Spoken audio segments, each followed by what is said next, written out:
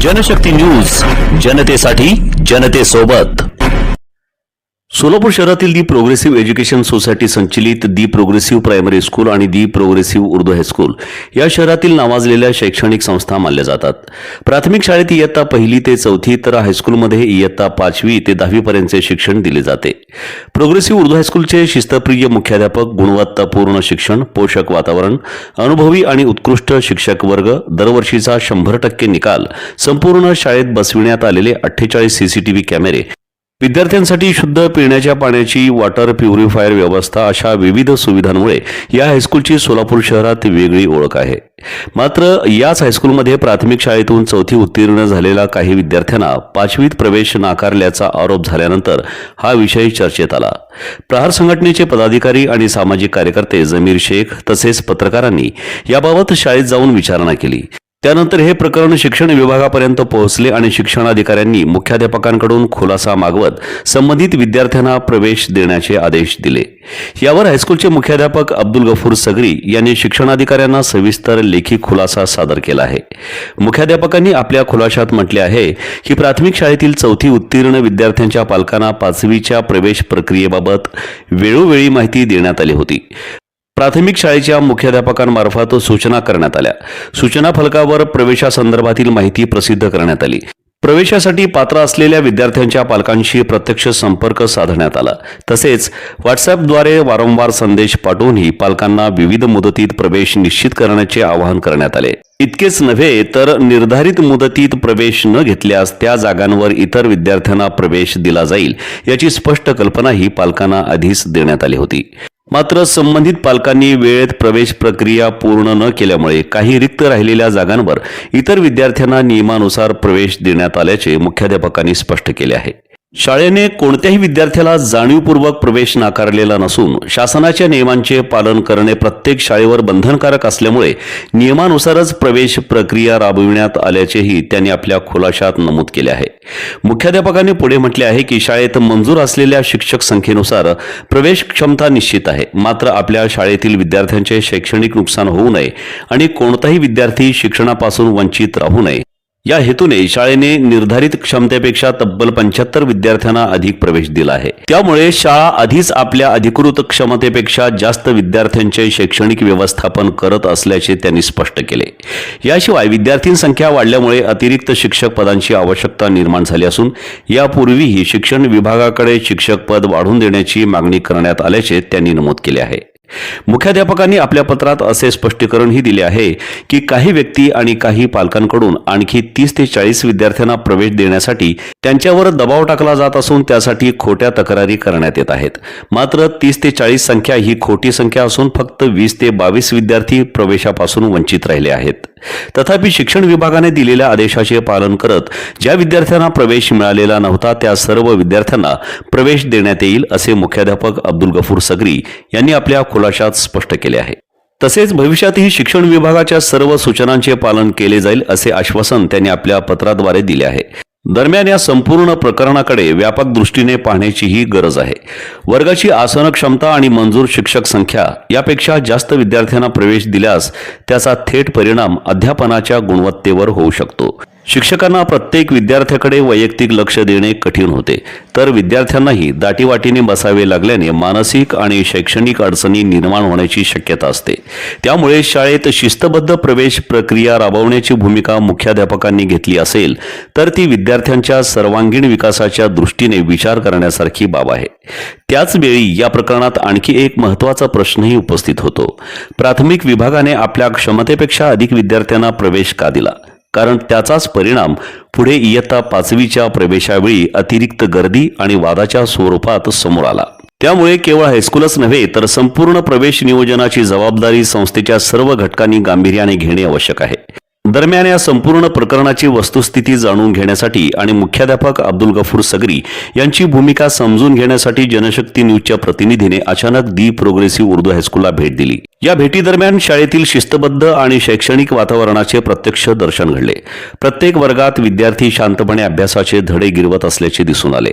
सर्व वर्गांमध्ये विद्यार्थी शिस्तीत बसलेले होते. प्रत्येक वर्गात पंख्यांची व्यवस्था असून शिक्षक नियमितपणे अध्यापन करताना दिसले.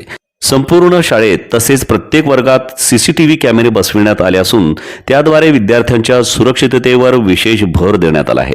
भेटीदरम्यान मुख्याध्यापक अब्दुल गफूर सगरी स्वतः प्रत्येक वर्गात जाऊन विद्यार्थ्यांची वैयक्तिक चौकशी करत असल्याचंही निदर्शनास आलं. शाळेतील सुसज्ज ग्रंथालय, अनुभवी ग्रंथपाल आणि तेथे अभ्यास करणारे विद्यार्थी हेही विशेष लक्षवेधी ठरले. इमारतीच्या प्रत्येक मजल्यावर आपत्कालीन अग्निशमन यंत्रणा उपलब्ध असल्याचे दिसून आले. विद्यार्थ्यांसाठी वॉटर प्युरिफायरद्वारे शुद्ध पिण्याच्या पाण्याची व्यवस्था करण्यात आली असून मुलामुलींसाठी स्वतंत्र स्वच्छतागृहे उपलब्ध आहेत. विशेष म्हणजे स्वच्छतागृहांची स्वच्छता अत्यंत चांगल्या पद्धतीने राखण्यात येत असल्याचंही पाहावयास मिळालं. शाळेच्या आवारात भेटलेल्या एका पालकाने शाळेतील शिस्त, शिक्षणाची गुणवत्ता आणि उपलब्ध सुविधांबाबत समाधान व्यक्त केले. तसेच मुख्याध्यापक अब्दुल गफूर सगरी यांनी जनशक्ती न्यूजच्या प्रतिनिधीचे स्वागत करून सुरू असलेल्या प्रवेश प्रकरणाबाबत आपली सविस्तर भूमिका मांडली. सर, एडमिशन के ताल्लुक से जो मामला हुआ, एक्चुअली उसको गलत तरीके से पेश किया गया. मैं उसको इन शॉर्ट इस तरह से बयान करता हूँ कि हमारे पास 5वीं जमात के लिए 6 टीचर सैंक्शन हैं सेवक संघ के हिसाब से, और मुझे RT एक्ट 2009 और 15 मार्च 2024 के सर्कुलर के मुताबिक 151 से 180 बच्चों को एडमिशन देना चाहिए. तो मैंने ये बच्चों के एडमिशन के ताल्लुक से 15 अप्रैल से ही नोटिस लगाया है मैंने, और पेरेंट के ग्रुप बनाए, प्राइमरी के हेडमास्टर्स को मैंने कांटेक्ट किया, और मुसलसल 15 मई तक पेरेंट्स को मैसेज पे मैसेज भेजता रहा कि आप जल्द से जल्द एडमिशन लीजिए और 16 मई आखिरी डेट रहेगी. और बहुत सारे पेरेंट्स आए और उन्होंने एडमिशन ले लिया. जब कुछ जगह खाली रह गई तो मैंने कुछ बच्चे, एक 20-22 बच्चे मैंने बाहर के एडमिशन दे दिए. इस तरह 180 पे मैंने एडमिशन क्लोज कर दिया 16 मई को. लेकिन बाद में पेरेंट्स आने लगे, क्योंकि हमारे कौम में तालीम की कमी है, कुछ लोग बाहर गाँव गए हुए थे, कुछ रीजन्स बताने की वजह से मैंने फिर दोबारा 17 मई से एडमिशन शुरू किया और तकरीबन 17 जून तक देता रहा. एक महीना भर मैंने तकरीबन और मजीद 102 एडमिशन दे दिए. इस तरह से कुल मैंने 282 एडमिशन दे दिए, जिसमें से 255 बच्चे हमारे प्राइमरी से ही आए हुए हैं, जबकि मुझे 180 देना चाहिए. 255 दिया, मतलब मैंने 75 बच्चों को ज़्यादा एडमिशन दे दिया ऑलरेडी, और इतने एडमिशन दे दिया कि जितने ज़्यादा बच्चे क्लास में बैठ सकते हैं. जब क्लास में बच्चे बैठ ही नहीं सकते, तादाद क्रॉस कर गई, जब 70 के ऊपर नहीं बैठ सकते, तो मैंने एडमिशन बंद कर दिया. तो कुछ चंद एडमिशन रह गए थे. हालांकि मीडिया में बताया गया कि 40 बच्चों को एडमिशन रद्द कर दिया गया, उनको निकाल दिया गया. टोटली गलत है, क्योंकि 40 बच्चे थे ही नहीं, 20-22 बच्चे बचे हुए थे, और उनका एडमिशन रद्द नहीं किया गया, बल्कि उन्होंने एडमिशन ही नहीं लिया. तो फिर वो कुछ दबाव तंत्र का इस्तेमाल किए, कुछ पत्रकार बुलाए. तो मैंने उन्हें यही बात बताई कि देखिए, मैं जितने क्लास में बैठ सकता था उतने एडमिशन ऑलरेडी मैंने दे दिया है. अगर मजीद जुमा तो मेरे ऊपर एक्शन हो सकता, आप हायर अथॉरिटीज़ को कंप्लेन कीजिए. अगर वहाँ से मुझे कुछ ऑर्डर मिलता है तो मैं उसको फॉलो करने के लिए तैयार हूँ. तो फिर वो हायर अथॉरिटीज़ के पास गए. लेकिन जब शिक्षण अधिकारी माध्यमिक सचिन जगताप साहब का मुझे लेटर मिला इन रिटर्न, तो मैंने फ़ौरन दूसरे दिन ही सभी बचे हुए बच्चों को, जो 22-23 बच्चे थे, सबको एडमिशन दे दिया. तो ये मैटर तो इस तरह से सॉल्व हो गया है. लेकिन इसको क्लियरिफिकेशन ज़रूरी है, क्योंकि सबसे अहम मुद्दा ये है कि 4वीं जमात में वहाँ पे 4 टीचर सैंक्शन है. एक क्लास में RT एक्ट के हिसाब से 30 बच्चों को देना चाहिए, ज़्यादा से ज़्यादा 40 देना चाहिए. तो 4 टीचर के हिसाब से प्राइमरी में मैक्सिमम 160 देना चाहिए. लेकिन पता नहीं उन्होंने 288 बच्चों को कैसे एडमिशन दिया. और ये 288 बच्चों को वहाँ बिठाने का प्रॉब्लम है हमारे पास, क्योंकि सब रूम बड़े नहीं हैं. RT एक्ट के मुताबिक उतने बड़े रूम्स बहुत ही कम हैं. तो अब सबसे बड़ा प्रॉब्लम उनको बिठाने का है. तो ये सबसे अहम मुद्दा है. और अगर इन बच्चों को बिठाया भी जाए तंग दस्ती में, तो क्या एक टीचर, हमारे pass period wise time table है 5वीं से 10वीं, 30 मिनट के पीरियड में एक टीचर क्या 80 बच्चों को, 85 बच्चों को पर्सनल अटेंशन दे पाएगा?